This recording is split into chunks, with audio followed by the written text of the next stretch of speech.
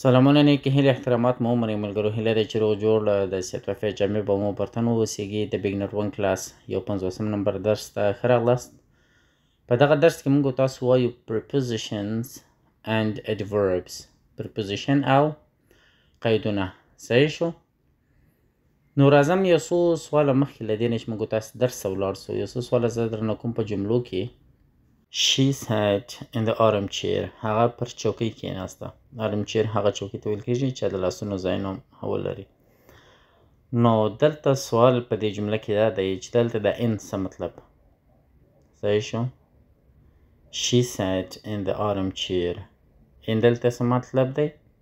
دلته موږ تاسو ته چې ښیي ګوره په دې ځای کې موږ تاسو ویلی شو چې in دلته preposition دی. ځای ښیي د هغې نجلۍ چې ناسته ده داخل په چوکۍ کې. صحیح شو؟ د هغې ځای معلوم کړلو. موږ تاسو ویلي چې preposition د ځای یا مقام یا د هغه انداز چې هغه قرار لري پکې موږ تاسو ته معلومات راکوي یا preposition د هغه په اړه باندې خبرې کوي. صحیح شو؟ نو دلته in preposition دی پکې ځکه چې هغه نجلۍ داخل په چوکۍ کې ناسته ده. دلته in دا مطلب ورکوي چې preposition ځای معلوم کړی دی د نجلۍ. مثلا بلې جملې ته موږ تاسو راځو. please come in. یا څوک سوال درنه کوي چې دا in کلمه خو موږ تاسو ویلې وه چې څه دی؟ preposition دی. لیکن دلته ولې ځای نه ښیي؟ please come in. نو نن راځو موږ تاسو ته همدغه په اړه باندې خبرې کوو چې په همدغه preposition کلمې یا preposition words چې دي دا ولې په اکثرو ځایونو کې موږ تاسو ورته preposition نسو ویلی.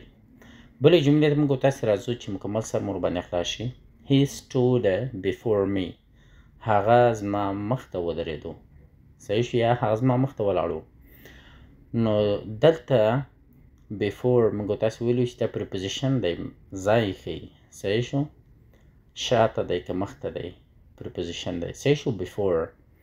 نو دلته before چې دی مخ ته. نو he stood before me. هغه زما مخ ته ودرېد یا هغه زما مخکې ولاړ و.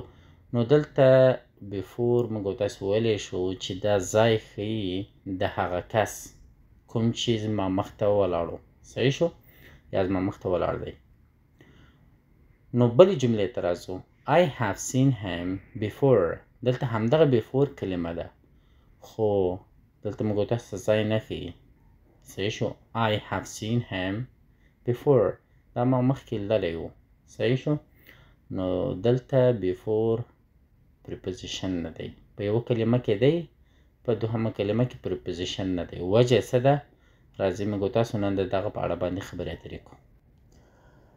دغه رقم کلمو ته چې په ځینو ځایونو کې یو معنا ورکوي په ځینو ځایونو کې بل ډول معنا ورکوي چې کلمې دي د prepositions.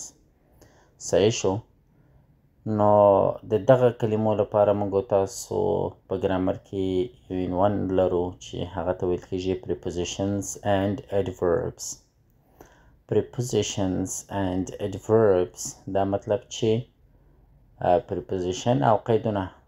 preposition هغه څه ته ویل کېږي چې موږ تاسو ته ځای ښیي انداز ښیي دی شي او adverb موږ تاسو ته معلومات یا تشریحات راکوي. صحیح شو؟ راځو موږ تاسو وایو چې دا څه دي. there are some words.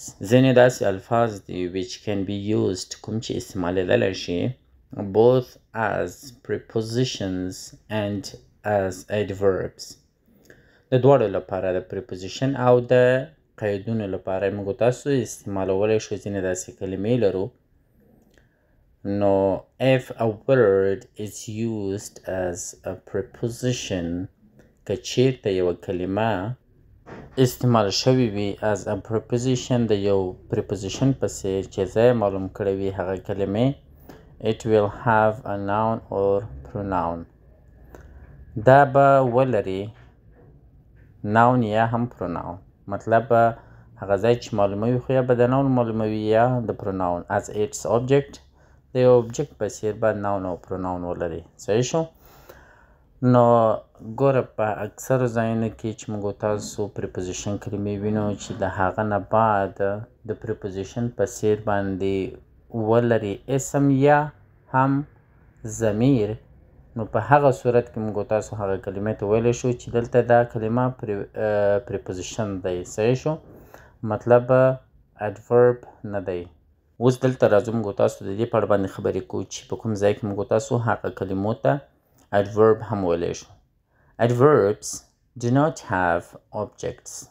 هغوی مفعول نه لري. صحیح شو؟ کلمې چې کله راسي دغه پریپوزیشن کلمې په یو جمله کې په هغه صورت کې چې objects ونه لري نو په هغه صورت کې موږ تاسو ویلی شو چې دا adverb دی. دلته موږ تاسو ته تشریحات او وضاحت د یو شي په اړه باندې راکوي. They are used to modify a verb. هغوی د دې لپاره استفاده کیږي چې تشریح کړي a verb یو فعل. Adjective or another adverb یو صفت تشریح کوي یا هم یو بل adverb موږ تاسو ته تشریح کوي هغه د preposition کلمې لکه مخکې مو چې وویل before. صحیح شو؟ په اخر د جملې کې راغلی و یا please come in. د in هلته چې شو adverb دی هلته preposition نه دی. صحیح شو؟ راځو موږ تاسو یو څو مثالونه وایو چې مکمل سر مو ورباندې خلاص شي او دا مثالونه د عکس په څېر دي. ګورئ د نجلۍ سایډ ته راځو. She sat in the armchair. صحیح شو؟ هغه پر چوکۍ کې ناسته ده نو دا in دلته preposition دی. دوهم مثال ته راځو please come in. دلته in چې دی adverb دی ولې چې موږ تاسو ته د چې شي ځای نه راښیي. صحیح شو؟ یوازې فعل صفت یا خپل adverb موږ تاسو ته تشریح کولی شي. بل مثال ته راځو. مثال یې داسې دی چې on کلمه لرو موږ تاسې چې دا on یعنې پر سر اکثره ځایونو کې موږ تاسو ته preposition ښیي. دلته راځو په جمله کې وایو she put the book on the table. هغې پر چوکۍ باندې کتاب کېښود. نو دلته on چې دی preposition دی ولې موږ تاسو ته یو ځای راښیي پورته ښکته مقام انداز راښیي. صحیح شو؟ let's move on. دلته on کلمه دی خو وروسته له on نه preposition نه noun دی او نه هم pronoun لري نو په دې ځای کې موږ تاسو ویلی شو چې adverb دی. صحیح شو؟ نو په یو ځای کې preposition بل ځای کې adverb. د preposition کلمې ته راځو out. She went out the door. She went out the door. هغه له دروازې بهر ولاړه. صحیح شو؟ تللې. نو دلته out چې دی preposition د ځای راښیي. د هغې ځای چیرته دی یعنې بیرون دی. صحیح شو؟ او بل ځای کې موږ تاسو لرو don't go out. دلته دا مطلب نه دی چې موږ تاسو ته ځای راښیي. دلته یوازې فعل موږ تاسو ته تشریح کوي چې بیرون مه ځه. دلته adverb دی. راځو موږ تاسو بل مثال ته.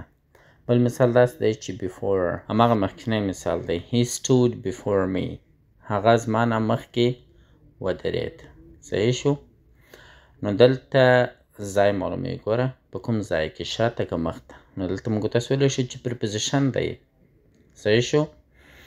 او بل ځای کې موږ تاسو لرو I have seen him before. دلته before object دی. هغه ما مخکې لیدلی. نو اکثره ځایونو کې مو چې په اخر د جملو کې دغسې کلمې ولیدلې په هغه ځای کې اکثره ځایونو کې د adverb مطلب ورکوي ځکه چې تیر به یا صفت به وي یا به adverb وي یا به یو فعل موږ تاسو ته modify کوي تشریح کوي. به صحیح شو؟ د هغه په اړه باندې به موږ تاسو وضاحت راکوي او که چېرته په مابینځ کې نو بیا د اکثرو ځایونو کې دا مطلب ورکوي چې موږ تاسو ځای راښیي انداز راښیي. صحیح شو؟ نو ملګرو زموږ ویډیو تر همدې ځای پورې وه. تر راتلونکو ویډیوګانو مو پر سپېڅلي رب سپارم. ښه وخت ښې شی وي. الله مو حافظ او ناصر شه. ویډیو ته لایک مو هېر نه شي.